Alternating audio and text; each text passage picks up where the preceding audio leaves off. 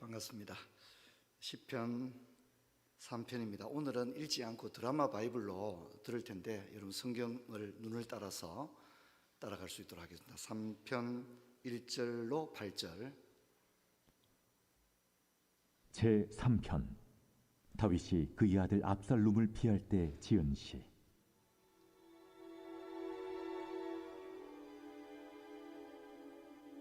여호와여, 나의 대적이 어찌 그리 많은지요. 일어나 나를 치는 자가 많으니이다.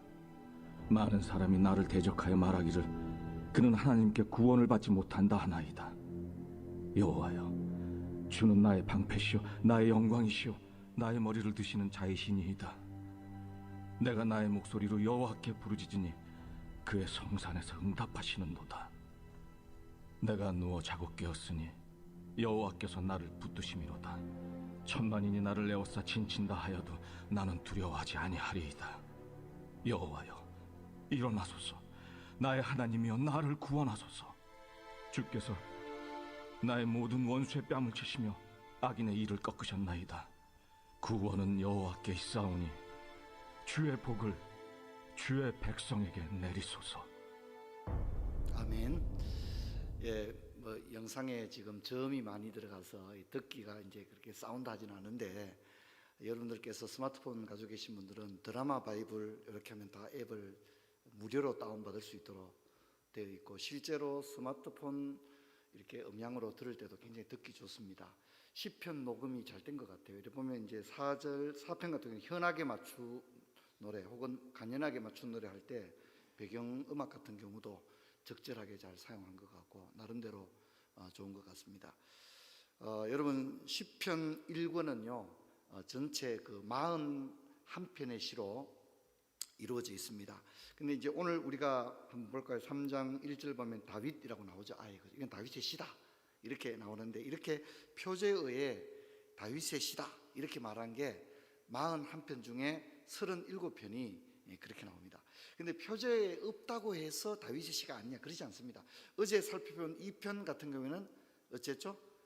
사도행전 4장을 보니까 다윗의 시라고 베드로가 얘기를 했지 않습니까? 그죠? 그런 식으로 정언이 되고 있다, 그렇게 이해를 하면 됩니다. 표제를 보면 다윗이 그의 아들 압살롬을 피할 때 나오는 시라고 나오는데, 이 시라는 말이 미즈모르인데 어떤 악기 반주에 맞추어서 부르는 노래, 이런 뜻입니다. 악기 반주에서 이제 뭐 피아노 반주든지 이렇게 하고 노래를 부른다, 이런 뜻이겠죠.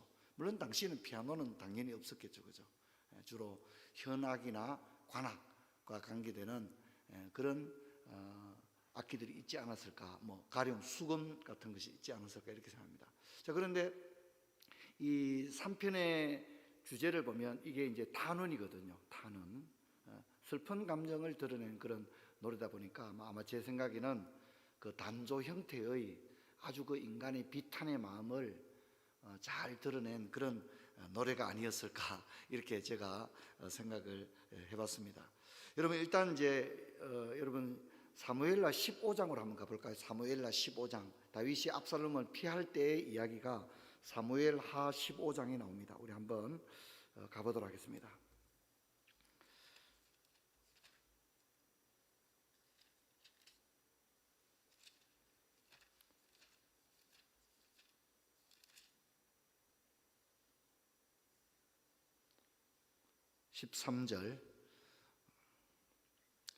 13절부터 23절까지 제가 읽겠습니다. 전령이 다윗에게 와서 말하되 이스라엘의 인심이 다 압살롬에게로 돌아갔나이다 한지라. 다윗이 예루살렘에 있는 그의 모든 신하들에게 이르되 일어나 도망하자. 그렇지 아니하면 우리 중 한 사람도 압살롬에게서 피하지 못하랴. 빨리 가자. 두렵건대 그가 우리를 급히 따라와 우리를 해하고 칼날로 성읍을 칠까 하노라. 왕의 신하들이 왕께 이르되 우리 주 왕께서 하고자 하시는 대로 우리가 행하리다. 보소서 당신의 종들이다 하더라. 왕이 나갈 때에 그의 가족을 다 따르게 하고 후궁 10명을 왕이 남겨도 왕궁을 지키게 하니라. 왕이 나가매 모든 백성이 다 따라서 베르메하게 이르러 멈추었으니 그의 모든 신하들이 그의 곁으로 지나가고 모든 그릿 사람과 모든 블레 사람과 및 왕을 따라 가드에서 온 모든 가드 사람 600명이 왕 앞으로 행진하리라. 그때 왕이 가드 사람 이때에게 이르되 어찌하여 너도 우리와 함께 가느냐? 너는 쫓겨난 나그네니 돌아가 왕과 함께 네 곳에 있으라.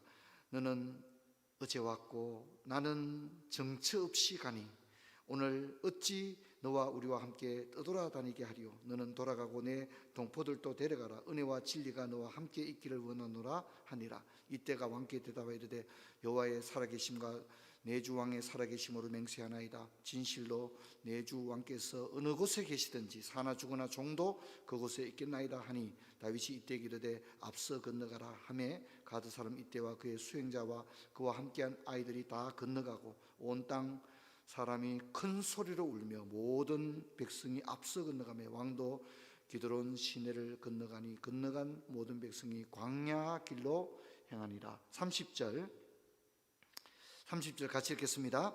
다윗이 감난산 길로 올라갈 때에 그 머리를 그가 가리고 맨발로 울며 가고 그와 함께 가는 모든 백성들도 각각 자기 머리를 가리고 울며 올라가니라. 아멘.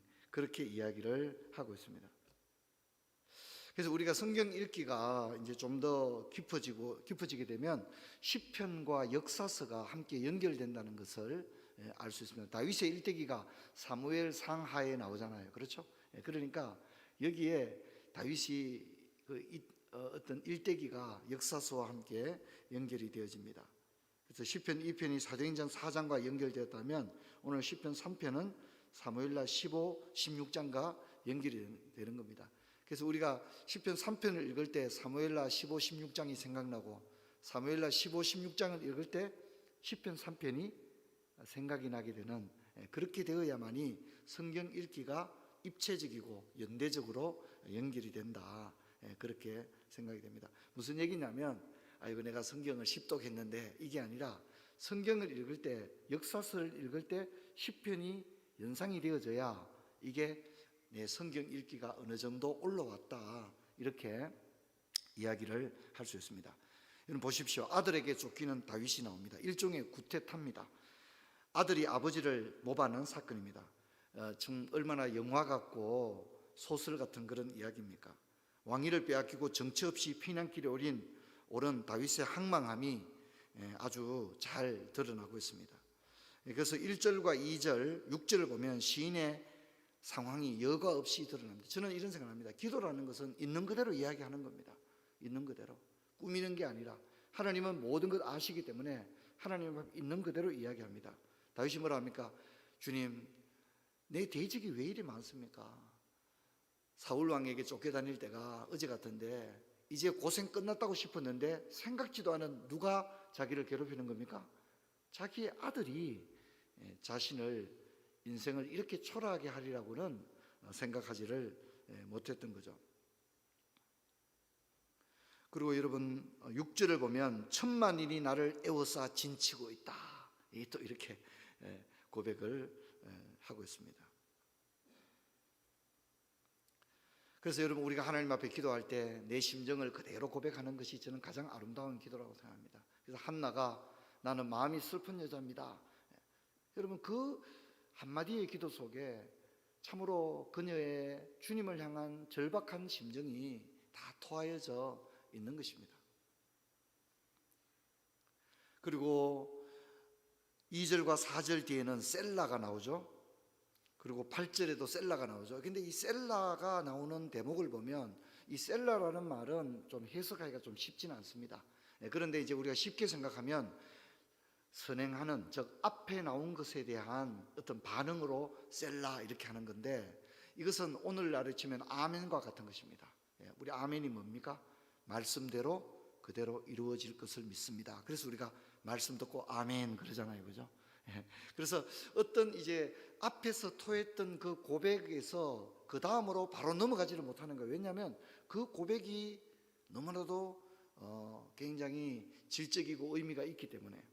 그래서 여러분 2절 보십시오. 많은 사람이 나를 대적하여 말하기를 그는 하나님께 구원을 받지 못한다 하나이다. 여기에 이제 시인의 슬픈 감정이 있는 거죠. 그리고 셀라라고 하는 것은 근데 여러분 이 아멘이라는 게 아멘이라는 뜻이 그 성경 원어 사전을 찾아보면 뜻이 30가지가 넘거든요. 그러니까 우리가 아멘이라고 주로 쓸 때는 그대로 이루어질 줄로 믿습니다 할 때 우리 아멘이라고 하잖아요, 그죠? 근데 실제로 이 아멘이라는 뜻 속에는 약 30개의 뜻이 더 들어 있습니다. 그 뜻 가운데는 뭐냐면 하나님의 그 인애와 자비를 믿는 그런 마음이라든가 이런 것들이 다 포함이 되어져 있습니다. 그래서 여기에 셀라라고 할 때 하나님의 긍휼을 잠잠히 바라보는 그런 고백이다, 저는 그렇게 생각이 되어지고요. 4절은 저는 굉장히 아멘 이렇게 한 것 같아요. 뭡니까? 내가 나의 목소리로 여호와께 부르짖으니 그의 성산에서 응답하시도다 셀라, 이렇게 얘기하는 거죠, 그죠? 하나님께 내가 기도하면 하나님께서 내 기도를 들으실 것이다, 셀라, 아멘, 이렇게 하는 것입니다. 그리고 8절에도 보면 구원은 여호와께 있사오니 주의 복을 주의 백성에게 내리소서, 셀라, 이렇게 하는 걸 볼 수 있습니다. 우리나라 노래에도 보면 이렇게 맞장구를 치잖아요, 그죠? 얼씨구 하고 이러듯이 여기 셀라라고 하는 것은 그냥 어떤 찬양을 부르면서 아주 격정 있게 그 고백을 토해내는 그런 모습을 우리가 볼 수 있습니다. 제가 시편 강의를 좀 편안하게 들을 수 있는 설교가 되면 좋겠다 생각되기 때문에 강의를 이제 새벽마다 하면서 뭐 복잡하게 전개하지는 않을 생각입니다. 여러분 한번 생각해 봅시다. 다윗의 인생만 그렇겠습니까? 왕위를 아들에게 빼앗기고 거짓말 같은 일이 일어났습니다. 생각지도 않은 일이 일어났습니다. 하루아침에 빈털터리가 되고 믿었던 사람이 모두가 나에게 등을 돌렸습니다. 돈도 명예도 친구도 하루아침에 다 잃어버렸습니다. 정든 예루살렘 백향목 왕궁을 멀리하고 광야로 정처 없이 쫓겨납니다. 여러분 다윗의 인생사만 그럴까요? 아닙니다. 우리의 인생사에도 소설 같은 일, 영화 같은 일이 얼마든지 일어날 수 있습니다. 여러분 오늘부터 살펴보는 3편, 또 다음 내일 4편, 5편, 6편, 7편, 혹시 시간이 있는 분은 드라마 바이블을 3편부터 7편까지 연결해서 한번 들어보십시오. 다 똑같은 탄원의 시들이 나오고 있는 것을 볼 수 있습니다. 그래서 자신이 어떤 비탄의 상황에 처해 있는 그것을 하나님께 호소하는 그런 것인데, 저는 좀 힘들고 어려울 때 드라마 바이블로 그냥 이것을 쭉 듣습니다. 8편은 굉장히 경쾌한 시편입니다. 그래서 3편부터 7편까지만 이렇게 쭉 들어보면 그냥 듣기만 해도 굉장히 힘이 됩니다. 그래서 어떤 생각이 드느냐면 3편부터 7편을 쭉 읽거나 들어보면 이게 다 내 얘기인 거예요. 이 다윗의 얘기라기보다는 이게 내 얘기를 하고 있는 거예요. 내 인생 이야기고 내 스토리고 또 다 나의 기도고 나의 고백이라는 것을 우리가 알 수 있습니다. 그래서 저는 우리가 이제 또 내일 쭉 이렇게 살펴보게 될 이 시편, 특별히 이 탄원의 시, 하나님 앞에 절박한 심정을 토하는 시인의 감정을 다 쏟아내는, 감정을 다 물처럼 하나님 앞에 쏟아내는 이런 탄원의 시들을 볼 때 이것이 내 인생 이야기고 나의 고백이고 나의 기도 제목이라는 것을 우리 모두가 알게 되어지는 것입니다. 그래서 시편이 있다고 하는 것이 이 땅을 살아가는 또 우리들에게 얼마나 큰 위로가 되느냐. 그래서 제가 시편 1편을 시작할 때 시편은 우리 가까이에, 가장 가까이에 늘 두어야 할 성경이 바로 시편이다, 그렇게 말씀을 드렸습니다. 오늘 시편을 읽으면서 이 역경을 이겨냈던 다윗을 또한 연상을 하는 거죠. 이런 인생의 힘든 상황 가운데서도 늘 하나님을 배반하지 아니하고 기도하며 잠잠히 때를 기다렸던 그런 다윗의 모습을 보게 되어집니다. 여러분 우리가 3편을 보면 절망보다는 희망이 훨씬 많다는 걸 알 수 있습니다. 한번 볼까요? 1절, 2절은 조금 이렇게 본인의 비관적인 그런 슬픔을 토설하고 있죠. 그리고 6절 같은 경우도 이제 본인이 처한 그 절박한 상황을 이야기하고 있는데 총 8절 중에서 3절은 자신의 심경을 하나님께 고백하는 그런 탄원이 나온다면 나머지 5절은 시인의 어떤 하나님을 향한 신뢰가 나오고 있는 것을 볼 수 있습니다. 그래서 시 전체에 3대 5 정도로 시인이 하나님을 향한 신뢰가 훨씬 더 많이 시 안에 배치되어 있기 때문에 시는 굉장히 읽는 독자들에게 어떤 은혜를 주는 것을 느낄 수 있습니다. 여러분, 저와 여러분도 오늘 새벽에 기도할 때에 참 우리가 하나님께 기도할 내용이 얼마나 많겠습니까? 정말 힘들고 어려운 상황에 있는 성도님들, 지금 가정에서 영상으로 참여하는 분도 많은 걸로 알고 있는데 여러분들 가운데 힘들고 어려운 것들이 있을 것입니다. 하지만 우리가 다시 일어설 수 있는 것은 주님을 향한 기대가 있고 여호와께서 결코 우리를 버리지 아니하실 것이라고 하는 믿음이 있기 때문인 줄로 믿습니다. 이 믿음이 우리로 기도의 자리에 나오게 하는 거거든요. 그렇죠? 그래서 이번 봄 특세 동안 시편과 함께 우리가 기도해 나갈 때, 이야, 이게 다 내 얘기구나. 다윗의 이야기인데 이게 다 내 기도구나. 우리가 그렇게 동일하게 고백할 것입니다. 다윗도 인생의 역경을 믿음으로 잘 견뎌냈던 것처럼 저와 여러분도 우리 앞에 당한 고난과 역경을 믿음으로 승리하는 복된 은혜가 있기를 주의 이름으로 축원합니다. 우리 시간 함께 기도할 때에 이 시간은 우리가 코로나를 앞두고 우리 함께 한번 기도합시다. 전 세계 많은 나라, 민족, 도시들이 참으로 말할 수 없는 어려움을 당합니다. 얼마나 많은 사람들이 가족을 잃었겠습니까? 하나님, 우리를 위로하여 주옵소서. 그리고 주님의 진노를 거두어 주옵소서. 우리의 탐욕과 교만을 회개합니다. 용서하여 주옵소서. 지금도 현장에서 참으로 애쓰는 많은 의료진들에게 은혜를 더하여 주옵소서. 그리고 우리 한국은 오늘부터 또 이렇게 백신 접종이 시작되는 걸로 그렇게 알고 있습니다. 하나님, 한국의 백신 접종이 참으로 순적하게 잘 이루어져서 하루속히 코로나가 끝나고 일상을 회복하는 은혜가 있게 하여 주옵소서. 우리 위에서 우리 함께 간절히 기도하고 자유롭게 기도한 다음에 돌아가겠습니다. 하나님 아버지, 은혜와 사랑을 감사합니다. 부족하고 약한 저희들 사랑해 주셔서 특세 가운데 올라오게 하시고 기도하게 하시니 감사를 드립니다. 다윗이 참으로 힘들고 어려운 환경 가운데서도 참으로 왕궁을 버려두고 광야로 쫓겨가는 가운데 하나님 앞에 기도하며 매달리며 또 하나님을 신뢰하며 믿음으로 나아가는 모습을 우리가 함께 읽었습니다. 자비하신 만군의 하나님 아버지, 코로나19로 인해서 전 세계 많은 나라, 민족, 열방들이 고통을 당하고 있습니다. 하나님 아버지, 참으로 불쌍히 여겨 주옵소서. 이제도 하나님 진노 중에라도 긍휼을 허락해 주시옵시고 우리의 탐욕과 교만을 회개합니다. 용서하여 주옵소서. 하나님 아버지, 특별히 의료진들에게 은혜를 주어서 저들의 헌신을 기억해 주시기를 원하며 기도합니다. 코로나로 인해서 슬픔을 당하고 또 특별한 어려움 가운데 있는 많은 분들을 하나님 위로하여 주옵소서. 이제 우리나라도 백신 접종이 이제 시작되는 가운데 있사온데 이 모든 과정이 순적하게 이루어져서 아버지 하나님, 국민들의 여러 가지 어려움들이 해소될 수 있도록 도와주시고 역사하여 주옵소서. 하나님 아버지, 날씨가 고르지 않은 가운데 또 오늘 한날 또 주님께 맡기며 의탁합니다.